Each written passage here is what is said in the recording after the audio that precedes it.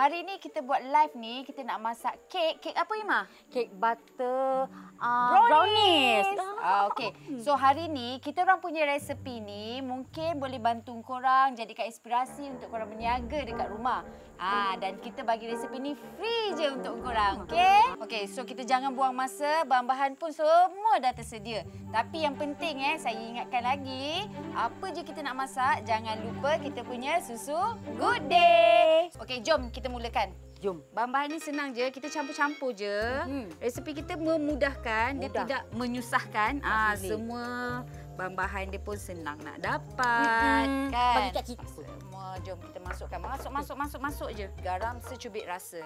Dia tak nakal pun semua kita lah. cubitkan aja. Macam tu. Cubit-cubitan. Okey, jom. Okey, ni kita gaul-gaulkan aja. Boleh? Okey, dah. Okay. Ambil Imam yang standby second bowl tu pula. Okey, Imam masukkan semua Semua bahan-bahan sekali? ni. Ya. Okay, mana dulu tak kisah? Okey, tak kisah. Okey. Gula. Gula. Okey. Telur. Okey. Vanilla essence. Gula.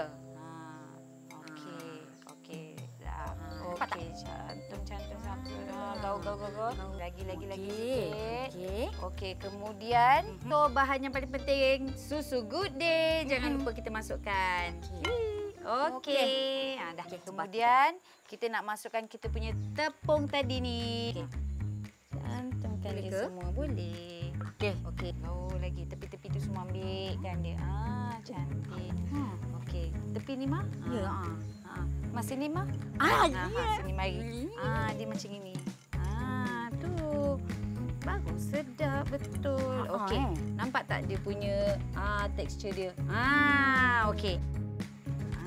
Bismillah. Tu. Okey dah. Dah. Lepas tu kau tahu nak kena buat apa ni, Ma? Kita bakar lah dia. Ya, kita bakar. Okey, Nampak dah tak? boleh masukkan dalam oven kita. Okey. Baik-baik. Okey. Korang, kita nak tunjuk kita punya kek yang kita bakar tadi tu dah siap tau. Okey, Ma pergi ambil, Ma. Tunjuk dekat diorang, Ma. Nampak tak kejadian dia? Cantik, bau pun sedap. Gebu.